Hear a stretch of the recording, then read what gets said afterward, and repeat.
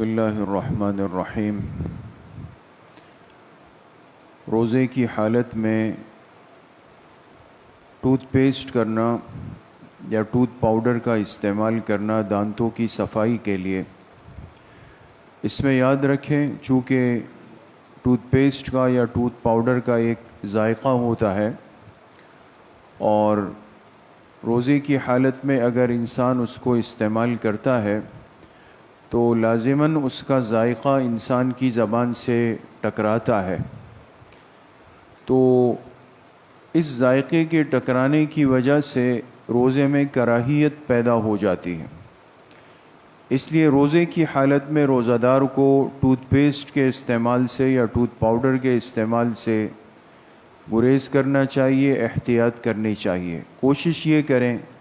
کہ افطار کے بعد یا سحری سے پہلے انسان اپنی دانتوں کی صفائی ٹوتھ پیسٹ وغیرہ کے ذریعے سے کر لے،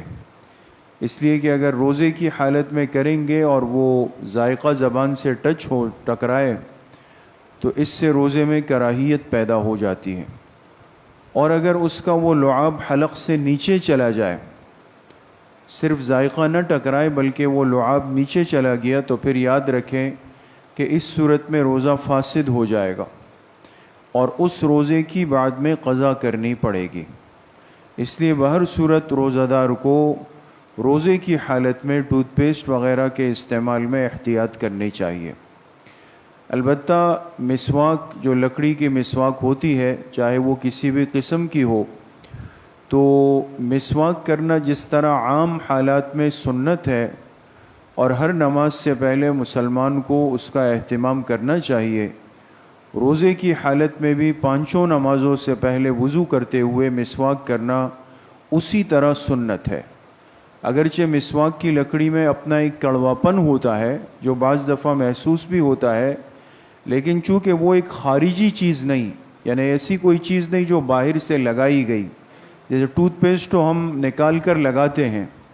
لیکن مسواک کی جو کڑواہٹ ہے وہ اس کے اندر خود اللہ پاک نے رکھی ہے،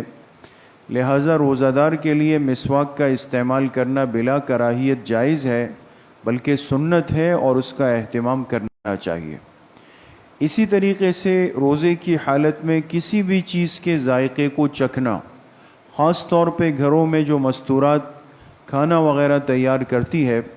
تو ایک عادت سی ہو جاتی ہے کہ کچھ پکاتے ہوئے اس کا ذائقہ معلوم کرنے کے لیے اس کو زبان سے لگا لیتے ہیں۔ روزے کی حالت میں چاہے مرد ہو چاہے عورت ہو، کسی بھی چیز کے ذائقے کو چکھنے کے لیے زبان سے لگانا، اس سے روزے میں کراہیت پیدا ہو جائے گی۔ لیکن فقہا نے اتنا لکھا ہے کہ اگر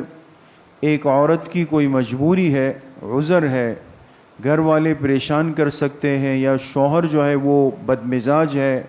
غصے والا ہے، بعد میں تنگ کرے گا، تو اس کی اس مصیبت سے بچنے کے لیے اگر عورت روزے کی حالت میں اس پکانے والی چیز کا ذائقہ معلوم کرنے کے لیے زبان سے لگائے تو اس عورت کے لیے گنجائش ہے اور اس سے روزے میں کراہیت بھی پیدا نہیں ہوگی۔ اسی طریقے سے اگر عورت کی گود میں ایک معصوم بچہ ہے، چھوٹا بچہ ہے جو خود کسی چیز کو چبانے کی ابھی طاقت نہیں رکھتا، جیسے چھوٹے بچے 1.5 سے 2 سال کے درمیان کے ہوتے ہیں،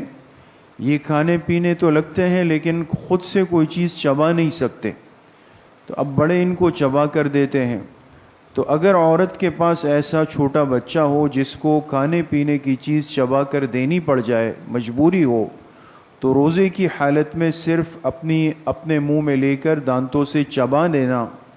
یہ احتیاط کرتے ہوئے کہ وہ چیز حلق سے نہ اترے۔ تو اگر عورت بچے کے لیے کوئی چیز چبا لیتی ہے اور پھر بچہ اس کو استعمال کر لیتا ہے تو اس عورت کے لیے بھی گنجائش ہے اور اس عورت کے روزے پر بھی کوئی اثر نہیں پڑے گا۔